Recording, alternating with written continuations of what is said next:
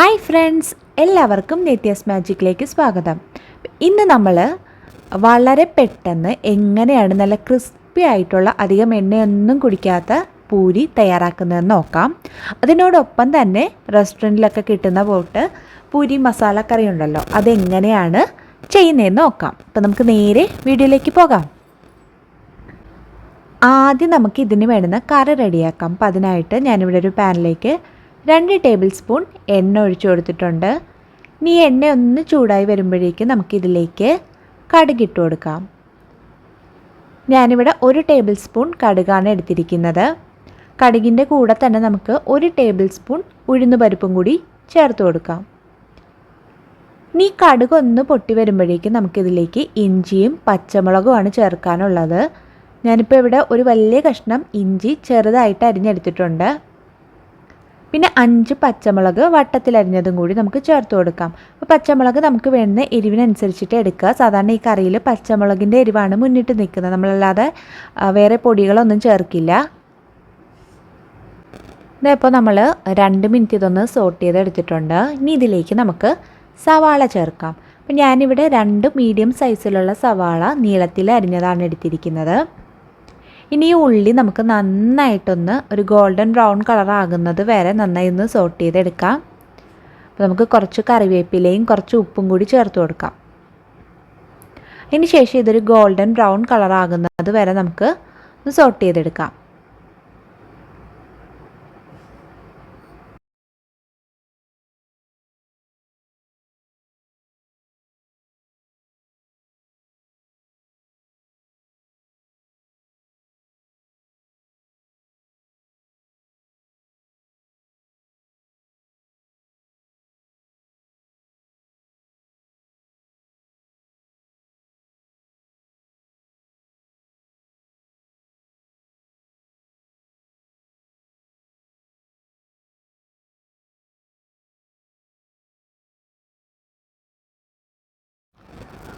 ഇപ്പോൾ സവാള നന്നായിട്ട് വാടി നല്ല സോഫ്റ്റ് ആയിട്ട് വന്നിട്ടുണ്ട്. ഇതിലേക്ക് നമുക്ക് തക്കാളി ചേർത്ത് കൊടുക്കാം. അപ്പോൾ ഞാനിവിടെ ഒരു തക്കാളിയുടെ പകുതിയാണ് എടുത്തിരിക്കുന്നത്. അപ്പോൾ തക്കാളി ചേർക്കാൻ താല്പര്യമില്ലാത്തവർക്ക് ഒരു നാരങ്ങയുടെ പകുതി ചേർത്താലും മതി. ഇനി തക്കാളി നന്നായിട്ടൊന്ന് കുക്കായി നല്ല വെന്തുടഞ്ഞ് വരുന്ന പരുവാവണം. ഇത് നന്നായിട്ടൊന്ന് കുക്കായി വരട്ടെ. ഇപ്പോൾ തക്കാളി നന്നായി കുക്കായി വന്നിട്ടുണ്ട്. ഞാൻ നന്നായിട്ട് ഉടച്ച് ചേർത്തിട്ടുണ്ട്. ഇനി ഇതിലേക്ക് നമുക്ക് മഞ്ഞൾപ്പൊടിയാണ് ചേർക്കാനുള്ളത്. അപ്പോൾ 1/2 മുതൽ 3/4 ടീസ്പൂൺ വരെ നമുക്ക് മഞ്ഞൾപ്പൊടി ചേർത്ത് കൊടുക്കാം. ഇനി പൊടിയുടെ ഒരു പച്ചമണം മാറുന്നത് വരെ നമുക്കിത് നന്നായി ഒന്ന് സോട്ട് ചെയ്തെടുക്കാം. അതിനുശേഷം നമുക്കിതിലേക്ക് ഉരുളക്കിഴങ്ങാണ് ചേർക്കാനുള്ളത്. അപ്പോൾ ഞാനിവിടെ 2 ഉരുളക്കിഴങ്ങ് ഓൾറെഡി ബോയിൽ ചെയ്തെടുത്തിട്ട് ഒന്ന് സ്മാഷ് ചെയ്ത് വെച്ചിട്ടുണ്ട്. അതും കൂടി നമുക്കിതിലേക്ക് ചേർത്ത് കൊടുക്കാം. പിന്നെ നല്ല ഫൈൻ പേസ്റ്റായിട്ട് അത് ഉടച്ചെടുത്തിട്ടില്ല, കുറച്ച് കട്ടയുള്ള രീതിയിലാണ് നമ്മൾ ഉരുളക്കിഴങ്ങ് ഉടച്ചെടുക്കാനുള്ളത്. ഇത് നന്നായി ഒന്ന് മിക്സ് ചെയ്തെടുക്കാം. ഇതിപ്പോൾ നന്നായിട്ട് മിക്സ് ചെയ്തെടുത്തിട്ടുണ്ട്. ഇനി ഇതിലേക്ക് നമുക്ക് കുറച്ച് ഉപ്പും കൂടി ചേർത്ത് കൊടുക്കാം. എന്നിട്ട് ഒന്നുകൂടി ഒന്ന് മിക്സ് ചെയ്തെടുക്കാം. ഇനി അടുത്തതായിട്ട് നമുക്കിതിലേക്ക് വെള്ളമാണ് ചേർക്കാനുള്ളത്. ഞാനിപ്പോൾ ഇവിടെ 1 കപ്പ് ചെറിയ ചൂടുവെള്ളമാണ് ചേർക്കുന്നത്. അപ്പോൾ വെള്ളം നമുക്ക് വേണ്ടുന്ന ഗ്രേവിയുടെ തിക്നെസ്സിനനുസരിച്ചിട്ട് ചേർത്ത് കൊടുക്കാം. ഇനി അടുത്തതായിട്ട് നമുക്കിതിലേക്ക് ഈ ഒരു സംഭവമാണ് ചേർക്കാനുള്ളത്. അപ്പോൾ ഇത് 2 ടേബിൾ സ്പൂൺ കടലമാവ് 1/4 കപ്പ് വെള്ളത്തിൽ മിക്സ് ചെയ്തെടുത്തതാണ്. അപ്പോൾ അതുകൂടി നമുക്കിതിലേക്ക് ചേർത്ത് കൊടുക്കാം. അപ്പോൾ കടലമാവ് ചേർക്കുമ്പോൾ നമ്മളുടെ കറി നല്ല തിക്കാവാൻ അത് ഹെൽപ്പ് ചെയ്യും, നല്ല കുറുകി കിട്ടാനായിട്ട് ഹെൽപ്പ് ചെയ്യും. സാധാരണ പൂരിയുടെ കറി എന്ന് പറയുമ്പോഴത്തേക്ക് കുറച്ച് തിക്കായിരിക്കുമല്ലോ, തിക്ക് കൺസിസ്റ്റൻസി ആയിരിക്കും. അപ്പോൾ അതിനായിട്ടാണ് നമ്മൾ കടലമാവിൻ്റെ ആ കൂട്ട് ചേർക്കുന്നത്.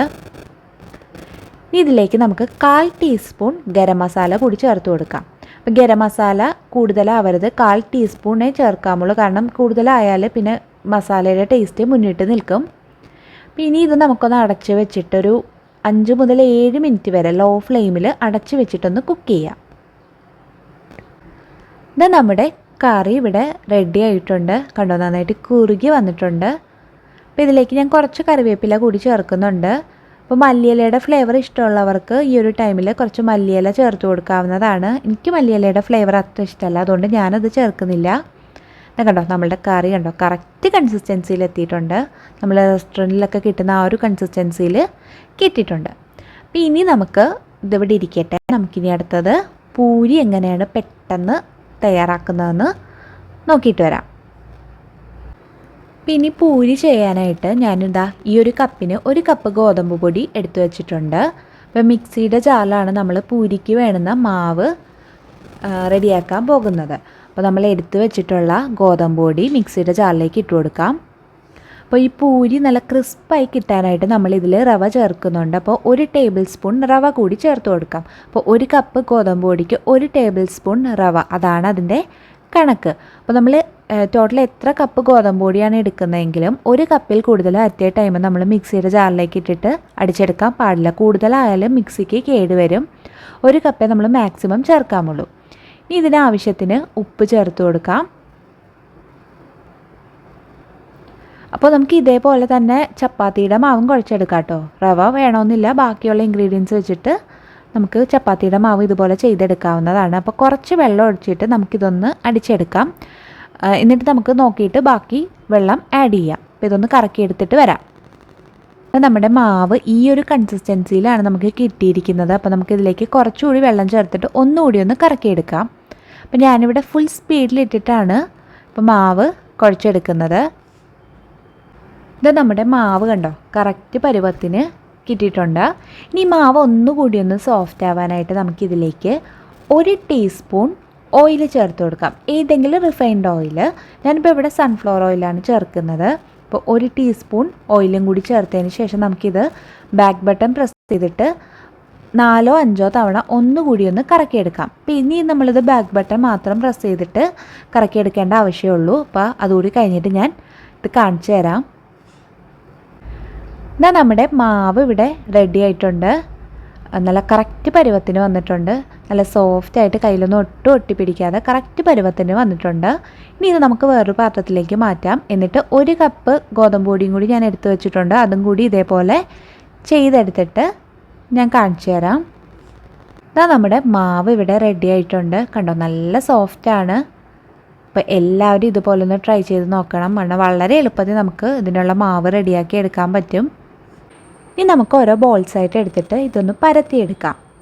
അപ്പം ഞാനിവിടെ ഗോതമ്പ് പൊടി തന്നെയാണ് പരത്തിയെടുക്കുമ്പോഴും യൂസ് ചെയ്യുന്നത്. ചിലർ എണ്ണ തടവിയിട്ട് പരത്തിയെടുക്കാറുണ്ട്. അപ്പോൾ അതൊക്കെ ഓരോരുത്തരുടെ ഇഷ്ടത്തിനനുസരിച്ചിട്ട് ചെയ്യുക. അപ്പോൾ പൊടി യൂസ് ചെയ്തിട്ടാണ് നമ്മൾ പരത്തുന്നതെങ്കിൽ ലാസ്റ്റ് എണ്ണയിലേക്ക് ഇടുന്നതിന് മുമ്പായിട്ട് ആ പൊടി ഒന്ന് തട്ടി കൊടുത്തിട്ട് വേണം എണ്ണയിലേക്ക് ഇടാൻ.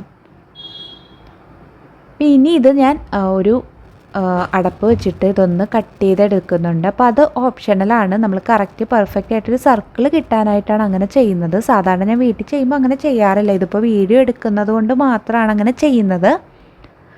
അതാ കണ്ടോ നല്ല പെർഫെക്റ്റ് ആയിട്ട് സർക്കിൾ ഷേപ്പിൽ കിട്ടിയിട്ടുണ്ട്. നമ്മളുടെ കയ്യിൽ പൂരി മേക്കർ ഉണ്ടെങ്കിൽ നമുക്ക് ഇതേപോലെ അതിലൊന്ന് എണ്ണ തടവി കൊടുത്തിട്ട് ഇതുപോലെ പെട്ടെന്ന് ചെയ്തെടുക്കാം. നമ്മൾ പെർഫെക്റ്റ് സർക്കിളിൽ തന്നെ നമുക്ക് കിട്ടുകയും ചെയ്യും. അപ്പോൾ ബാക്കി മാവ് ഞാൻ ഇതുപോലെയാണ് ചെയ്യുന്നത്. ഞാനിവിടെ എണ്ണ ചൂടാക്കാൻ വെച്ചിട്ടുണ്ടായിരുന്നു. അപ്പോൾ പൂരി നന്നായിട്ട് മുങ്ങിക്കിടക്കുന്ന ലെവലിന് നമ്മൾ എണ്ണ ഒഴിച്ചു കൊടുക്കുക. അതുപോലെ തന്നെ എണ്ണ നന്നായി ചൂടായതിന് ശേഷമേ നമ്മളിതിലേക്ക് പൂരി ഇട്ട് കൊടുക്കാൻ പാടുള്ളൂ. ഇല്ലെങ്കിൽ പൂരി നന്നായിട്ട് പൊങ്ങി വരില്ല. അതുപോലെ തന്നെ ഒരുപാട് എണ്ണ കുടിക്കുകയും ചെയ്യും. കണ്ടോ ഇപ്പോൾ എണ്ണ നന്നായിട്ട് ചൂടായി വന്നിട്ടുണ്ട്. ഇനി ഇതിലേക്ക് നമുക്ക് ഓരോ പൂരിയായിട്ട് കുക്ക് ചെയ്തെടുക്കാം. അപ്പോൾ ഈ പൂരി പൊങ്ങി വരാനായിട്ട് നമ്മളിതിലേക്ക് ഇട്ടതിന് ശേഷം സൈഡ് ഒന്ന് പ്രസ് ചെയ്ത് കൊടുക്കുക. അതാകുമ്പോൾ പെട്ടെന്ന് തന്നെ പൂരി പൊങ്ങി വരും. കണ്ടോ പൊങ്ങി വരുന്നത്. സൈഡൊന്ന് പ്രസ് ചെയ്ത് കൊടുത്താൽ മതി പൂരി പൊങ്ങി കിട്ടാനായിട്ട്. ഇനി 2 സൈഡും നമുക്ക് നന്നായിട്ടൊന്ന് കുക്ക് ചെയ്തെടുക്കാം. അതിനുശേഷം എണ്ണയിൽ നിന്ന് മാറ്റാം. അപ്പോൾ വളരെ എളുപ്പത്തിൽ നല്ല ക്രിസ്പി ആയിട്ട് ചെയ്തെടുക്കാൻ പറ്റിയ റെസിപ്പിയാണ്. എല്ലാവരും ഇതൊന്ന് ട്രൈ ചെയ്ത് നോക്കണം കേട്ടോ. ഇപ്പോൾ ഇതായിട്ടുണ്ട് കണ്ടോ. അപ്പോൾ നമ്മൾ ഇങ്ങനെ ചെയ്യുകയാണെങ്കിൽ ഒരുപാട് എണ്ണ കുടിക്കില്ല പൂരി. നമ്മളുടെ പൂരി ഇവിടെ റെഡി ആയിട്ടുണ്ട്. ഇനി നമുക്ക് പ്ലേറ്റിലേക്ക് മാറ്റാം. എന്നിട്ട് ബാക്കി പൂരി കൂടി ഇതുപോലെ ചെയ്തെടുക്കാം.